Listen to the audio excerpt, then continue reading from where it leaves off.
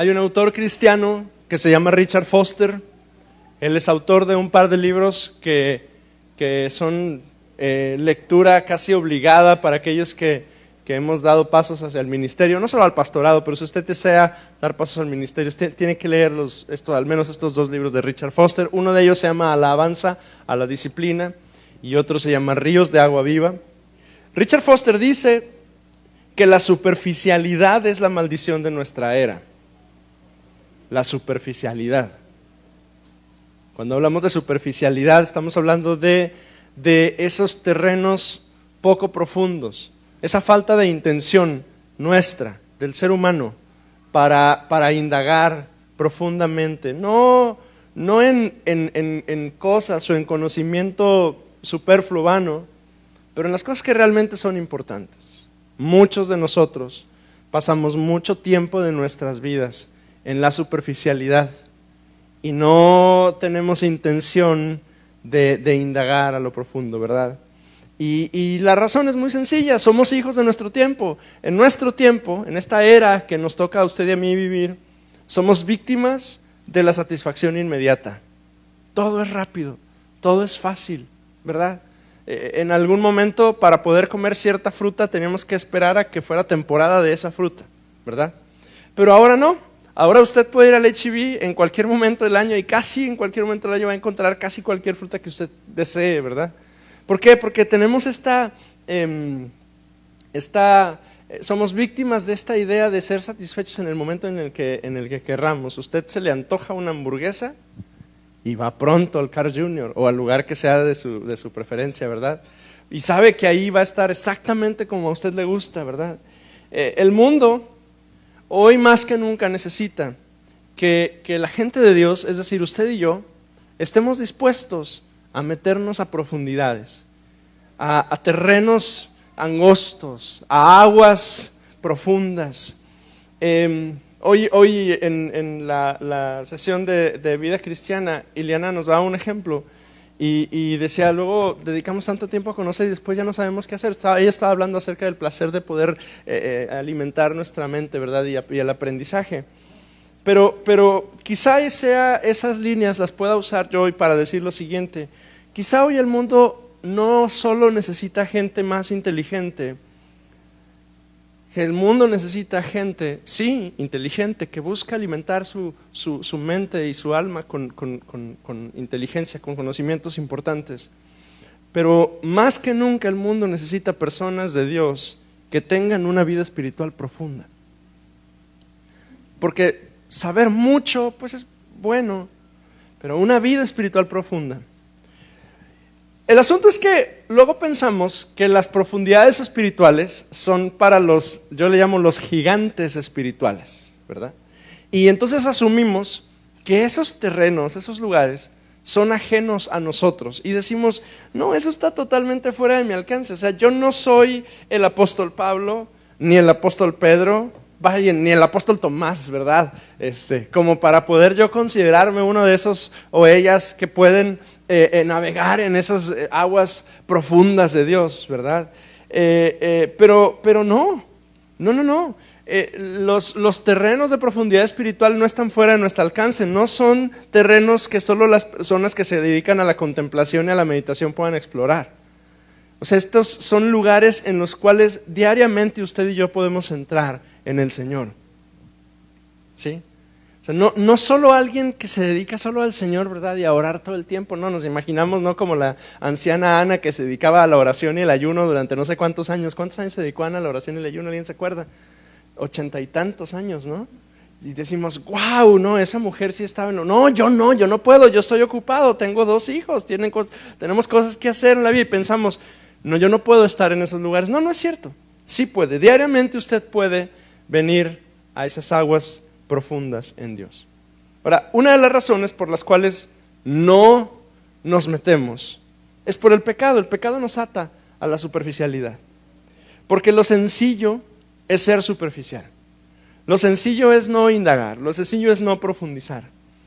Y hablando de esta idea de lo que es profundo, La razón por la que la mayoría de nosotros, por alguna temporada de nuestra vida, nos hemos quedado en esos terrenos superficiales es porque no hemos tenido la voluntad de madurar. Y los cristianos tenemos que madurar, tenemos que avanzar. En la vida cristiana, a veces parece como que pudiéramos elegir si queremos o no madurar, pero no es cierto. Tenemos que madurar, es un llamado de Dios para nosotros, avanzar y crecer. El cristiano debe madurar, no es optativo, y nos llama cada vez el Señor a ir a aguas profundas, a ir mar adentro, a llegar a la madurez cristiana. Y es justo de lo que quiero hablar el día de hoy. Lucas capítulo 5, versículos 1 en adelante, dice la palabra de Dios. Aconteció que estando Jesús junto al lago de Genesaret, el gentío se agolpaba sobre él para oír la palabra de Dios. Y vio dos barcas que estaban cerca de la orilla del lago, y los pescadores, habiendo descendido de ellas, lavaban sus redes. Y entrando en una de aquellas barcas, la cual era de Simón, le rogó que la apartase de tierra un poco, y sentándose enseñaba desde la barca a la multitud. Este pasaje de Lucas capítulo 5 es un pasaje conocido por todos nosotros. Lo hemos leído, infinidad de veces, ¿verdad? Nos identificamos fácilmente con este relato del Evangelio de Lucas.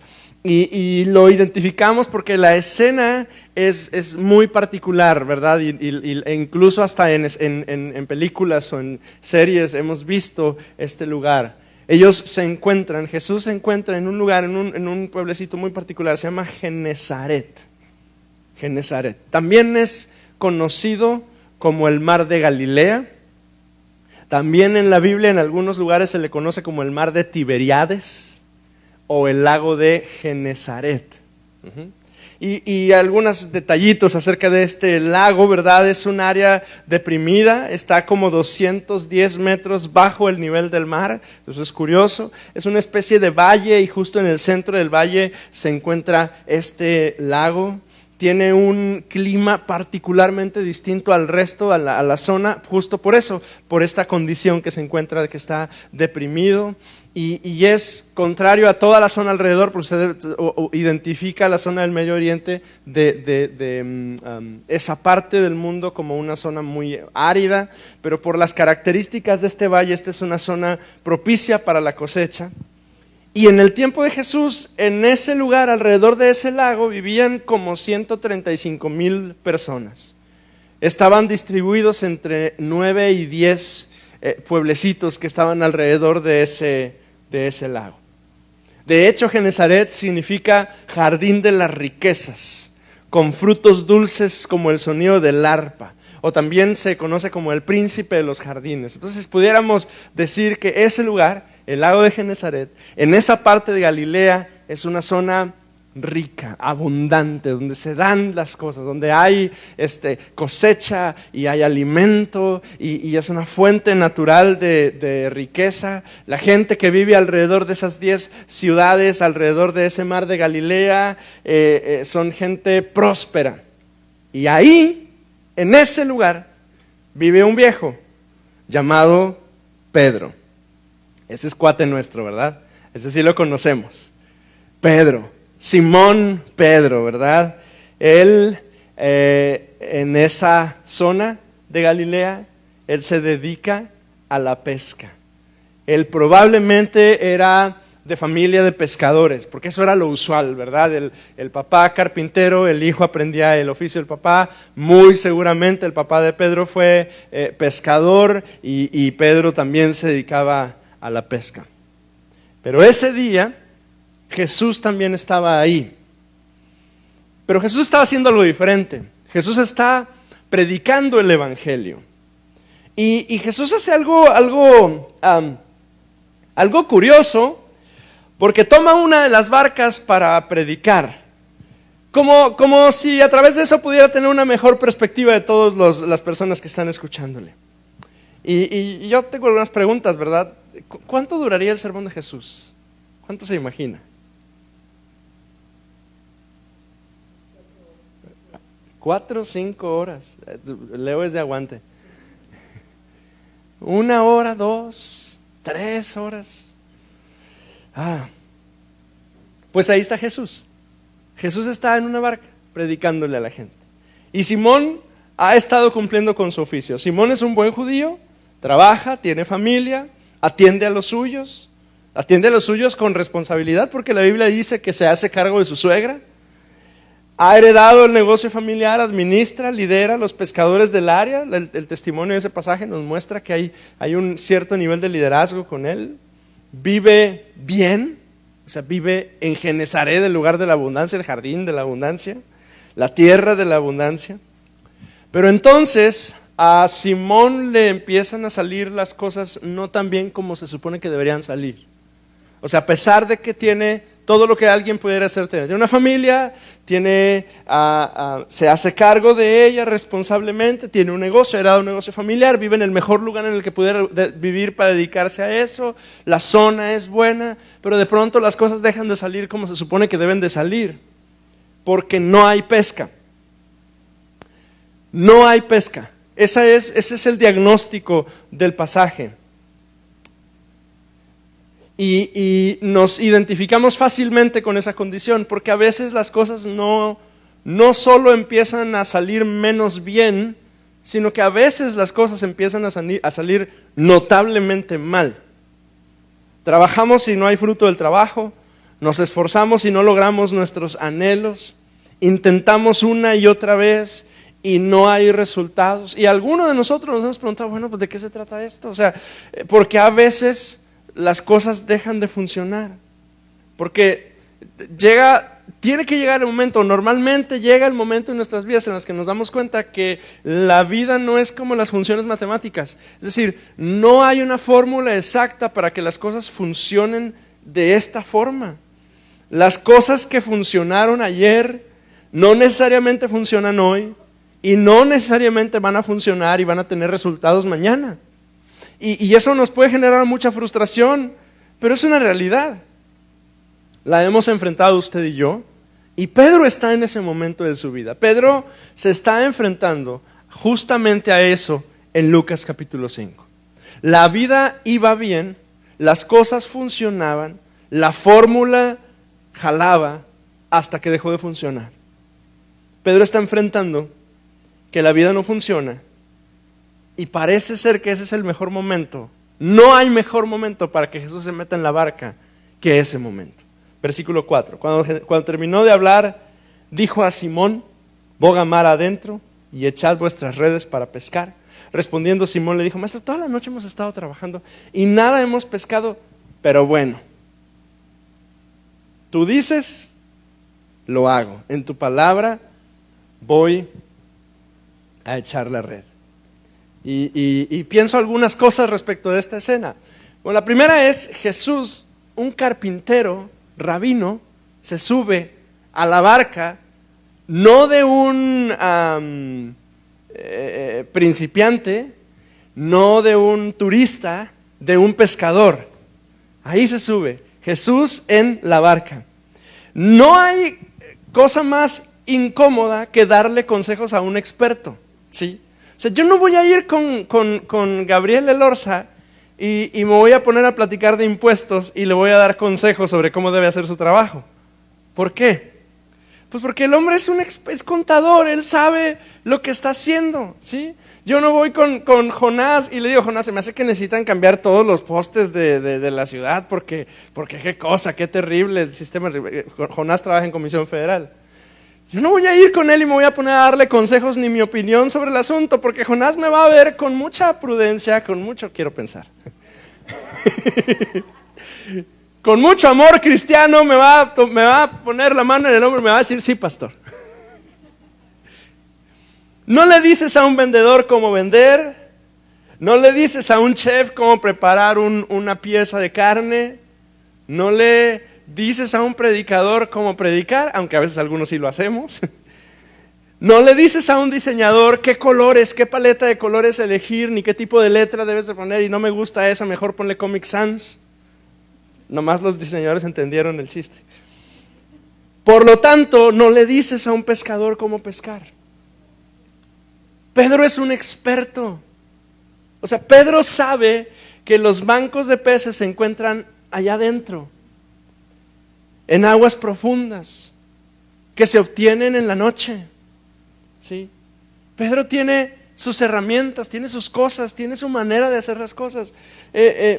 Hace algunos años una de las hermanas de Lorena, ella es diseñadora y compró una computadora impresionantemente cara porque era su herramienta de trabajo.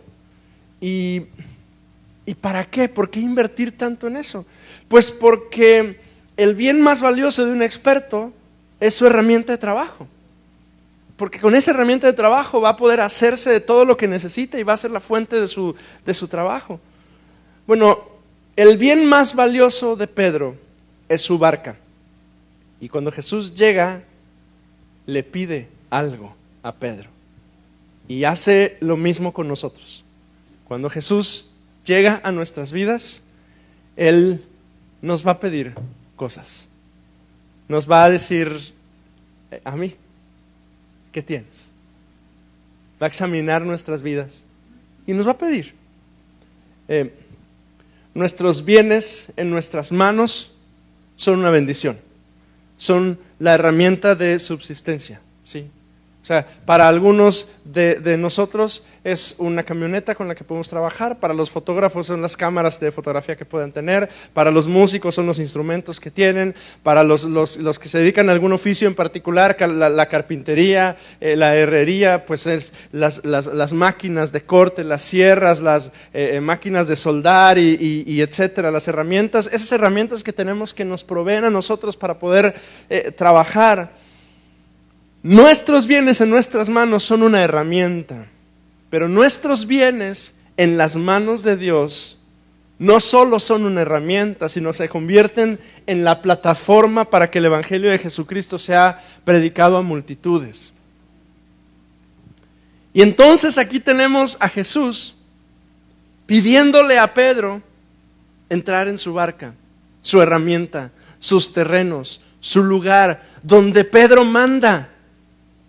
Pero ahora Jesús quiere estar ahí.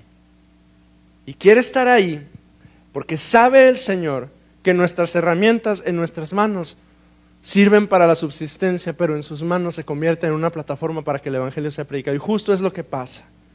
Si Jesús entra en la barca, las cosas se pueden poner complicadas. Justo fue lo que pasó. Cuando Jesús entra a la barca, la cosa se empieza a sacudir, ¿verdad? Primero porque le quita tiempo para poder seguir trabajando, ¿verdad? Y cualquiera se pudiera quejar, bueno, Pedro se pudiera quejar de eso. Híjole, 3 horas aquí de culto, ¿verdad? Vengo cansado, toda la noche estuve trabajando y ahora me estoy aventando el sermonazo de Jesús, que seguro estaba muy bueno, pero por más que está muy bueno el sermón, si llevas toda la noche trabajando, ay, ¿verdad? Bueno, ahí está, ¿no? Con el Señor ahí. Pero se nos olvida que Jesús está predicando delante de multitudes, pero el primero que está escuchando el mensaje es Pedro. Es el primero que es expuesto al Evangelio. Y además es el primero que recibe un llamado, una indicación, y esa indicación debía ser obedecida. Porque en nuestras vidas, amados, amadas, el Evangelio no es algo que solo escuchamos. El Evangelio es algo que escuchamos y obedecemos. No podemos solo ser expuestos a la palabra y no obedecerla. El llamado del Señor a nosotros es escuchar y ejecutar. Pedro es el experto, pero ese día, esa noche, quedó demostrada que Pedro no era tan experto como él pensaba. Al igual que nosotros, no somos expertos, aunque algunos de nosotros pensamos que sí. ¿Verdad que sí? Algunos de nosotros nos asumimos expertos en la vida, en lo nuestro. Y decimos, nadie puede venir a decirme qué hacer y cómo hacerlo. O a veces enfrentamos a situaciones que nos obligan a decidir entre 1, 2 o 3 opciones. Y nos sentimos autosuficientes pensando que tenemos la sabiduría, el entendimiento, lo necesario para tomar la decisión y que va a ser la mejor. Somos orgullosos. Soy orgulloso. Me siento un experto. Y aunque yo pienso que sí, La verdad es que en todas las áreas de nuestras vidas tan diversas y tan complejas que tenemos usted y yo, en todas las áreas, aunque pensemos que sabemos cómo hacer las cosas, hay un único experto, y ese es Jesús. Y Él siempre va a tener la mejor opción de las cosas que nosotros. Él siempre va a tener la mejor óptica, Él siempre va a presentar la mejor oportunidad, Él siempre va a poner delante de nosotros la mejor opción que debamos de seguir. Y al igual que Pedro, si toda la noche lo hemos intentado, si Jesús llega y se sube a tu barca, más te vale que lo sigas y lo obedezcas.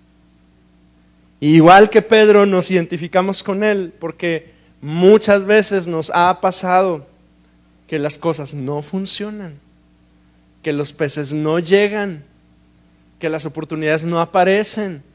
Y entonces de pronto Jesús se hace presente y más de alguno de nosotros, en vez de escucharlo, le hemos cuestionado, ¿verdad? Y decimos, ¿y dónde estabas? ¿Y por qué no habías llegado, verdad? Como la esposa enojada porque el marido llega después de la hora, ¿verdad? ¿Y dónde estabas? ¿Y por qué no habías llegado? ¿Y por qué no trajiste lo que se supone que debías de traer? Y empezamos en este diálogo con Dios como si pudiéramos tratarnos de esa manera, ¿verdad?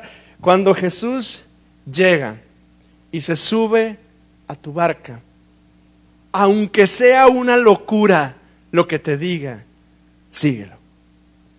Síguelo. Porque esa idea de echar la red es una locura. Intentar todo sin Jesús genera frustración en nosotros. Pero intentarlo otra vez con Jesús en la barca puede sorprendernos. La indicación del Señor es boga mar adentro. Cuando Jesús no interviene en la vida de Simón el día que tuvo una buena pesca. Jesús no interviene en la vida de Simón el día que tuvo una mala pesca. Jesús interviene en la vida de Simón el día que no hay pesca. O sea, ni buena pesca ni poca pesca. El día que no hay, ese día Jesús llega. El día de la crisis, ese día es cuando Jesús llega. Y sin embargo, Jesús no se encuentra con un Simón flojo, perezoso, detenido. Jesús llega y efectivamente Simón no ha pescado, pero dice la Biblia que trabajó toda la noche.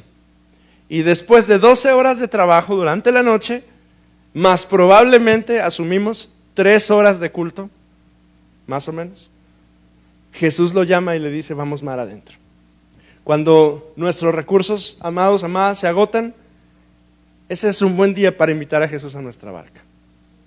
Cuando las cosas ya no están funcionando, es un buen momento para dejar que Él se meta en nuestra barca. Porque sí, probablemente te encuentres agotado, agotada, pero a pesar de eso, si Él está contigo, avanza, da el extra. Porque en ese extra que damos hacia nuestro Dios es capaz de hacer milagros por nosotros. Versículo 5 dice, Maestro, toda la noche hemos estado trabajando y nada hemos pescado, mas en tu palabra echaré la red. Echaré la red.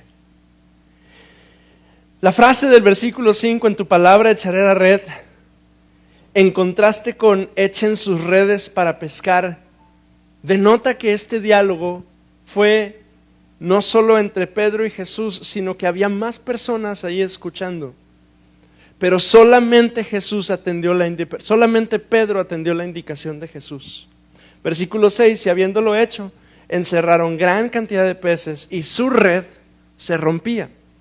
Entonces hicieron señas a los compañeros, esos sordos, esos que no atendieron, esos que estaban ahí y oyeron este diálogo y dijeron, estos están locos, que Pedro se haga bolas con su red y a ver, no va a pescar nada, ¿verdad? Sin embargo,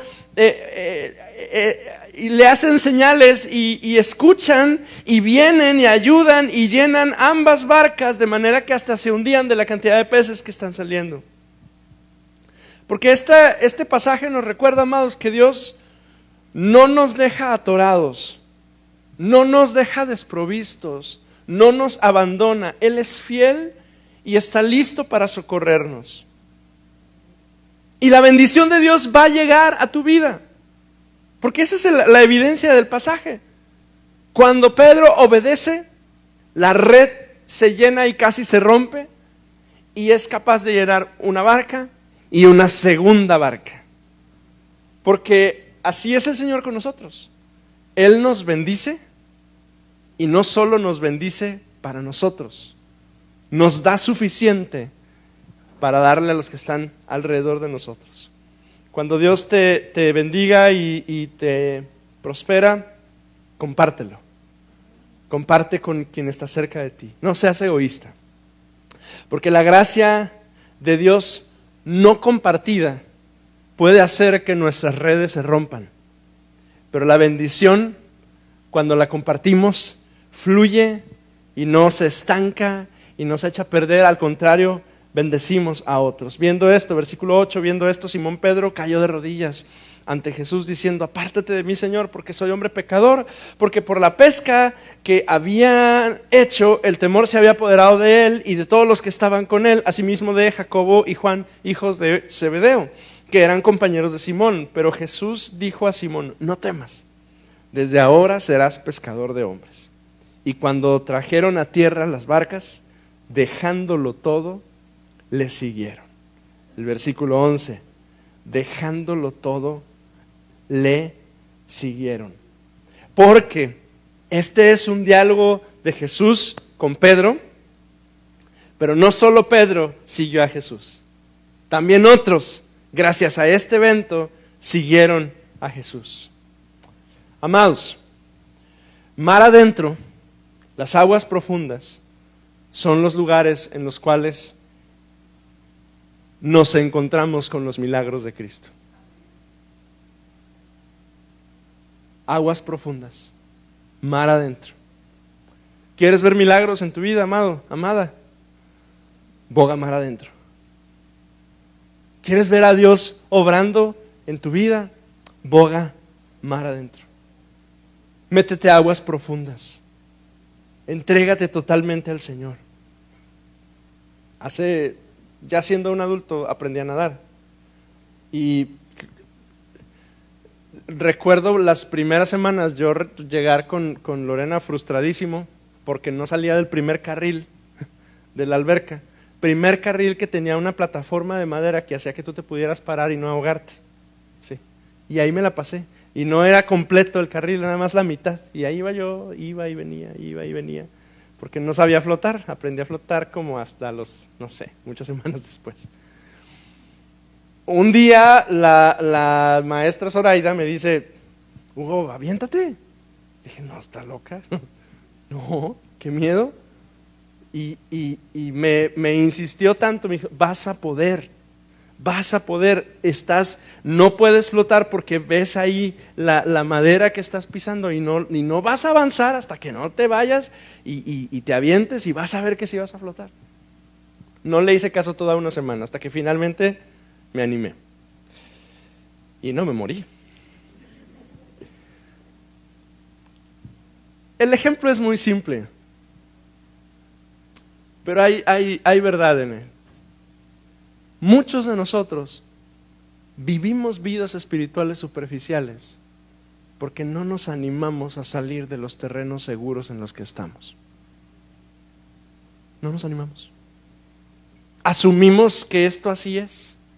Decimos: yo estoy bien y estoy a gusto. Sí, nos han invitado a participar en algo y hemos dicho: no, yo así estoy bien. O nos han dicho: asiste y participa, sirve, ministerio, involúcrate, y decimos: no, yo estoy bien, seguro en la plataforma de madera con los andamios que evitan que yo me hunda, y es nada más medio carril, pero me es suficiente a mí, aquí estoy bien, estoy seguro. Y sin embargo, los lugares de milagros, de maravillas, de señales, de Dios obrando entre nosotros, van a ser más evidentes en tu vida y en la mía cuando nos metemos a aguas profundas. Hay una canción de Marcos Vidal que se la quiero leer porque no me la sé cantada, si no se la cantaba. No me estás hablando de Él si dices que no te ha escuchado, que te tiene abandonado sin cuidar de ti. No le conoces todavía. Dices que te ignora, que no escucha cuando lloras y que llegas a dudar si alguna vez estuvo aquí. ¿De quién te crees que estás hablando? Ponte a hacer balance y luego dime la verdad. ¿Hace cuánto que no lo buscas? Dime sin mentir que su compañía lo fue todo para ti, que Él es tu dueño. Déjame saber hace cuánto que no le añoras. Dime que fue ayer cuando le citaste a solas por última vez. Tú no me estás hablando de Él. Te resulta fácil refugiarte en la amargura, inventarte otros culpables, esperar que acuda el Rey, pero no le conoces todavía. No sabes que Él no responde a gritos ni exigencias, que Él es Dios y tú eres hombre y no te puedes esconder. No le impresionas con tus historias. Ponte a hacer memoria y luego dime la verdad. ¿Hace cuánto que no le buscas? Buscar al Señor son esas aguas profundas. Y amado, yo hoy quiero insistir. ¿Será acaso que no vemos a Dios actuar en nosotros porque no nos hemos metido a las aguas profundas? ¿Será acaso que Él quiere hacer y obrar y trabajar y mostrarse a nuestras vidas? Pero seguimos con los piecitos firmes en terrenos cómodos.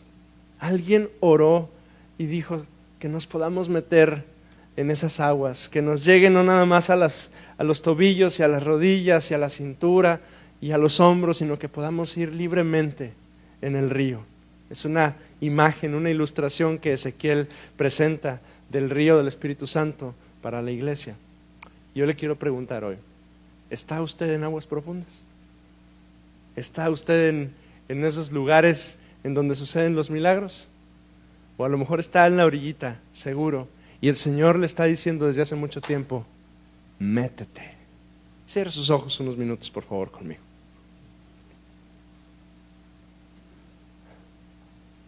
Cuán maravilloso eres, oh Dios. Cuán hermoso eres, Señor. Gracias, Señor, porque al leer un pasaje tan conocido, tan sencillo, tan familiar para nosotros como este de Lucas 5, Señor, nosotros nos encontramos con esa invitación que tú nos haces. Boga mar adentro. Nada más que, Señor, hoy no tiene el nombre de Pedro esa invitación. Hoy tiene el nombre de Hugo, de Lulú, de Isidro, de Ramiro. Hoy tiene el nombre de Guille, de Atzali, de Mirna, de Dariana. Hoy tiene el nombre de Silvia, de Uciel, de Jesse. Pero la invitación es la misma, Señor. Tú llamándonos a meternos a lo profundo. Tu palabra tan clara, tan real, diciéndonos boga mar adentro y echa la red. Para algunos, Señor, echar la red significa tomar decisiones difíciles.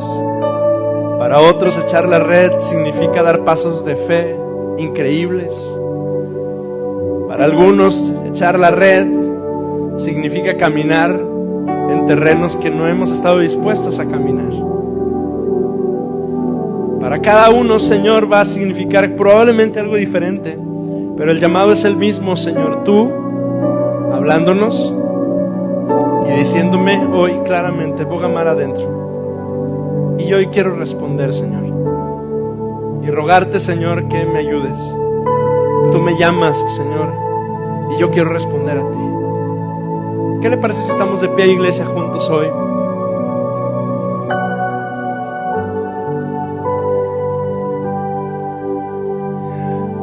Y si el Señor está, como yo creo que está pasando, si el Señor está llamándole a dar pasos en fe y a bogar mar adentro, ¿qué le parece si hoy con su mano en alto usted le dice al Señor: Señor, aquí estoy, yo quiero ser obediente a ti, ayúdame? Y con sus propias palabras eleve una oración a su Señor y dígale: Señor, yo quiero meterme más profundo contigo, yo quiero avanzar en ti, yo quiero transitar esos terrenos milagrosos, Dios, que solo aparecen, Dios, cuando estoy en la barca contigo, Señor, dirigiéndome.